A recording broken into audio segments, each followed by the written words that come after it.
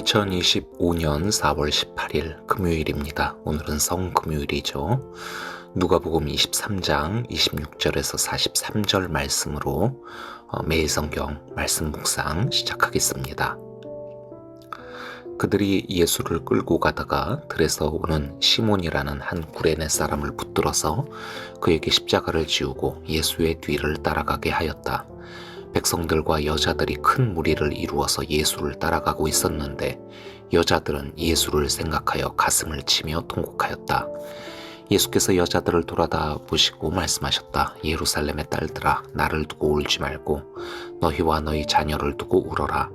보아라, 아이를 베지 못하는 여자와 아이를 낳아 보지 못한 태와 젖을 먹여 보지 못한 가슴이 복되다 하고 사람들이 말할 날이 올 것이다.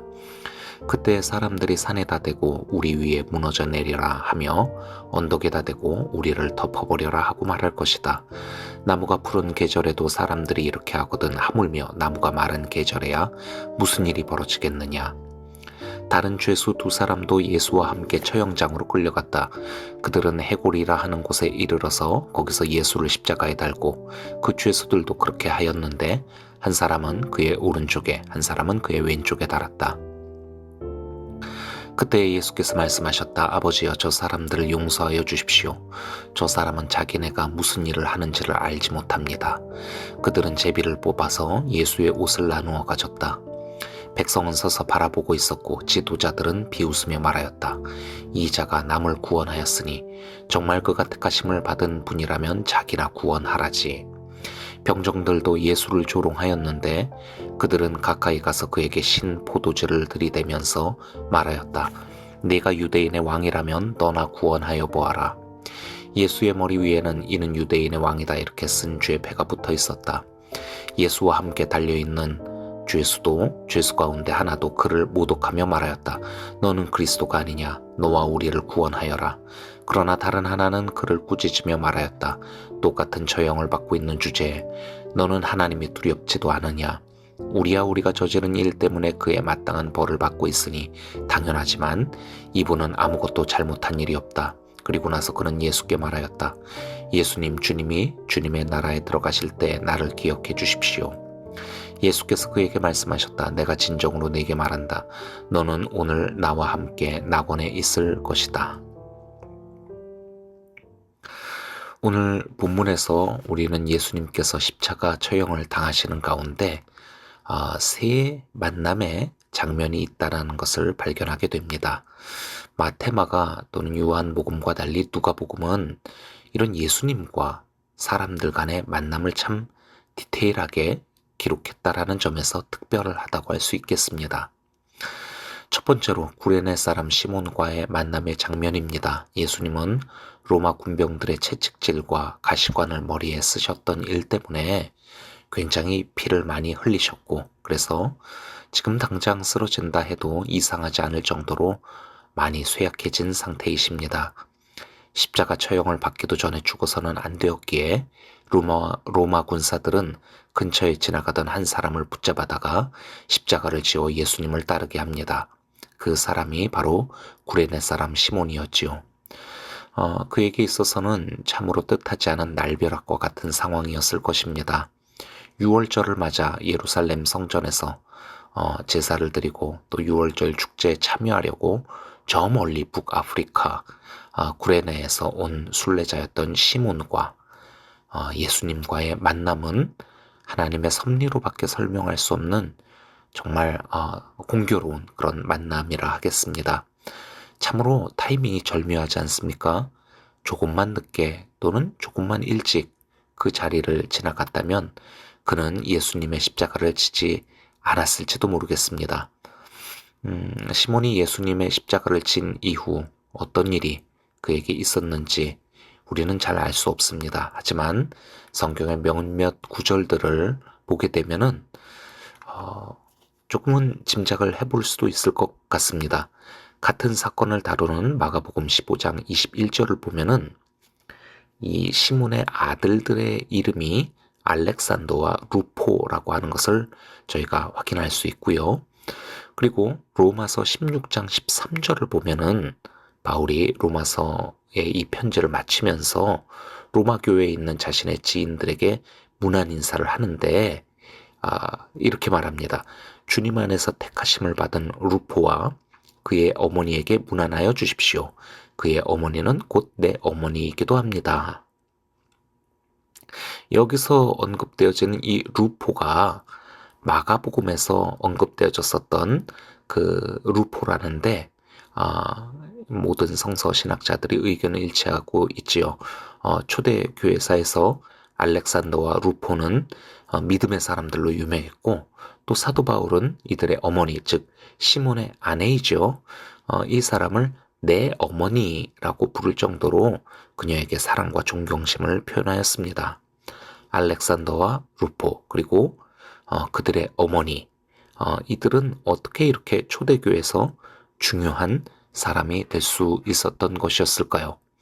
그들의 아버지이자 남편이었던 시몬이 그날 예수님과 만났고 예수님의 십자가를 쳤었던 바로 거기에서부터 이러한 일들이 시작되었던 것 아니었을까요? 아주 짧은 우연한 만남이었지만은 그 만남이 시몬과 그의 가족들의 인생을 뒤바꾸게 되는 그런 결정적인 계기로 작용했을 것이라 우리는 생각해 볼 수 있겠습니다.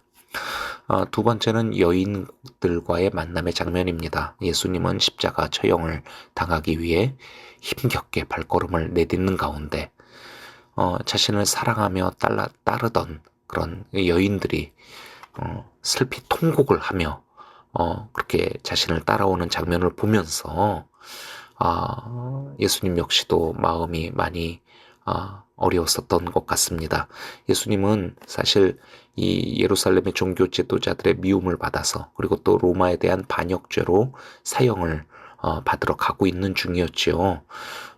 지금 이런 상황에서 예수님과 친분을 드러내는 것은 굉장히 위험한 행동이었습니다.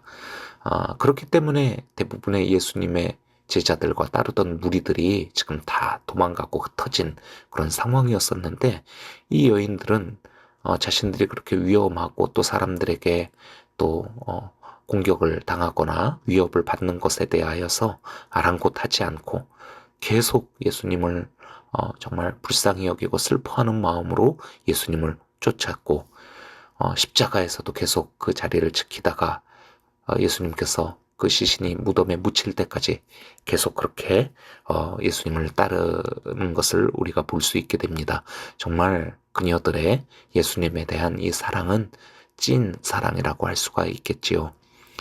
예수님은 그런 그녀들이 또 고맙고 그녀들의 그 슬퍼하는 모습을 보면서 마음이 많이 안쓰러우셨던 것 같습니다. 그래서 본인도 참 힘든 그런 상황이었지만 발걸음을 멈추고 그녀들에게 말씀을 전합니다.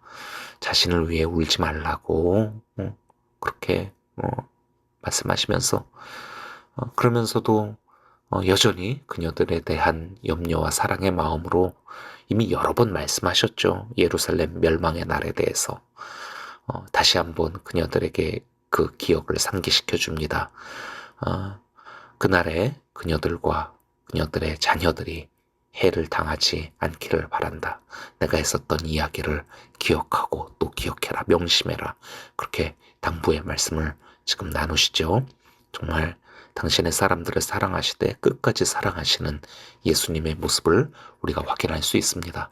세 번째는 십자가상에서의 그 죄수 자신의 양옆에 있었던 죄수들과의 만남입니다. 예수님이 십자가 처형을 당하실 때 혼자 당하신 것이 아니라 그의 양옆에 동일하게 십자가형을 받는 죄수들이 있었습니다. 마태복음과 마가복음에서는 그들을 강도라고 지칭을 했는데 우리가 보통 생각하는 폭행을 저지르는 도둑 이런 의미가 아닙니다. 십자가형은 극심한 고통을 가장 오랫동안 느끼게 하면서 최대한 천천히 죽이는 정말 로마 제국의 많은 그런 형벌들 가운데 가장 잔인한 형벌이라고 할 수 있습니다. 아무나 십자가형을 받는 게 아니었습니다. 로마 제국의 반란을 일으킨 반역자들이나 로마인인 주인을 죽인 노예, 이렇게 로마의 근간을 무너뜨리는 그런 심각한 사회 범죄자들에게 로마 제국은 이 십자가형을 실시하였고, 그들이 그렇게 고통스럽게 죽어가는 모습을 사람들에게 보여줌으로써 감히 황제나 기존의 사회 질서에 도전할 엄두를 내지 못하게 하려 하였습니다. 예수님 옆에서 십자가형을 받는 이 사람들이 어떤 죄를 저질렀길래 지금 이렇게 십자가형을 받게 된 것일까? 우리는 잘 알 수는 없지만은, 예수님 대신 생명을 건졌었던 한 사람이 있었죠. 바라바 기억하시죠? 성경은 그가 밀란을 일으키려 했었던 사람이라고, 다시 말해서 로마에 대항해 혁명을 하려 했었던 그런 사람이라고 하면서 또 강도라고 하는 표현을 쓰기도 했습니다. 그런 것으로 보아 이들 역시 그런 비슷한 일들을 하다가 이곳에 끌려오게 된 것이 아닐까 싶네요.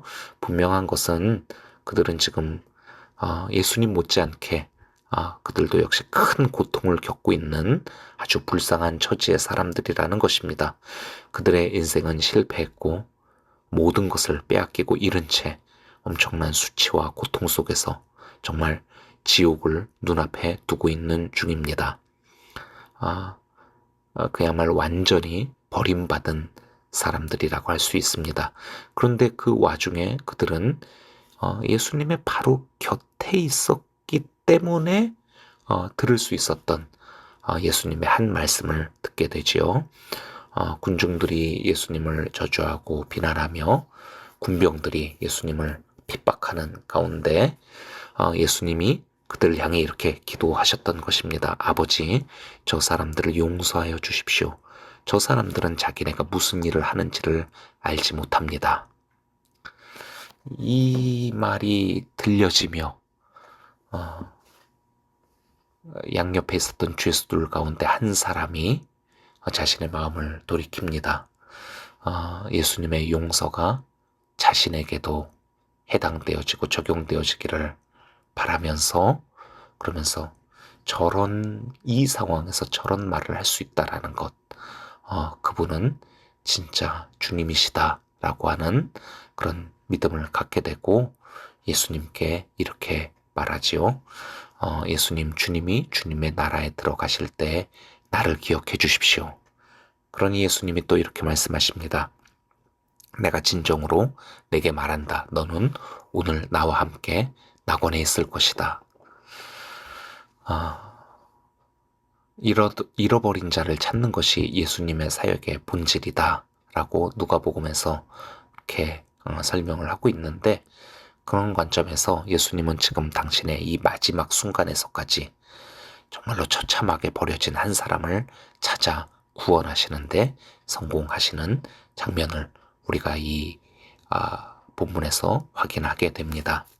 자, 이렇게 예수님께서 십자가에 달려 죽으시는 그 과정 가운데 그냥 고통당하시고 그러시다가 돌아가신 것이 아니라 예수님은 이 순간에서도 여러 사람들을 만나시고 그들의 삶에 큰 울림이 있는 모습을 보여주시고 말씀을 들려주시고 또 그리고 그들의 삶을 변화시키는 구원을 행하시는 것을 볼 수가 있습니다.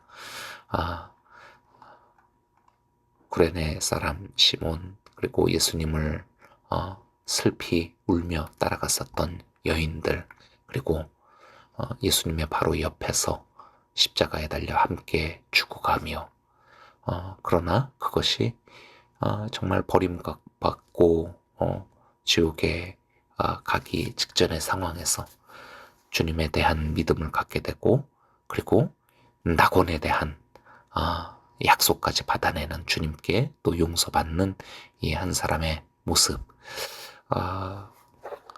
여러분, 오늘 성금요일이죠. 주님의 십자가를 그리고 죽음을 깊이 묵상하며 애도하며, 그리고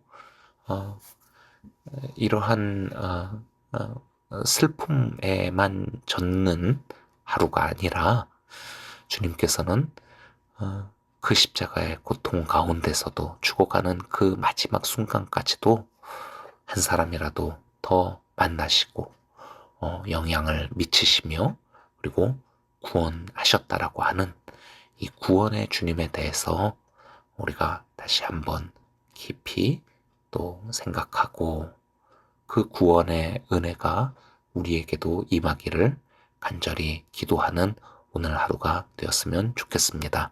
함께 기도하겠습니다. 주님, 주님께는 용서 못할 죄인이 없으며 또 완전히 버려지고 잊혀졌다 하더라도 그 자리로 나아가 찾으사 당신의 사랑으로 다시 그 인생을 회복하며 또 구원하시는 은혜와 능력의 주님이심을 오늘 저희가 다시 한번 확인하게 됩니다. 주님은 십자가에서 그냥 죽으시는 것이 아니라 마지막 그 순간까지 여러 사람들을 살리시고 또 은혜 베푸셨습니다.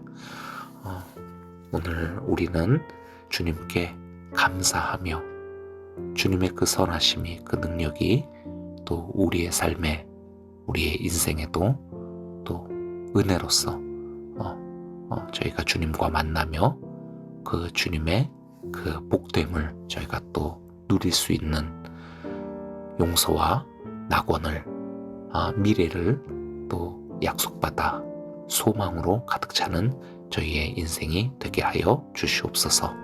예수 그리스도의 이름으로 기도합니다. 아멘. 계속 우리 자신의 또 기도 제목들을 가지고 기도하시는 여러분들이 되시면 좋겠습니다. 함께 기도하시겠습니다.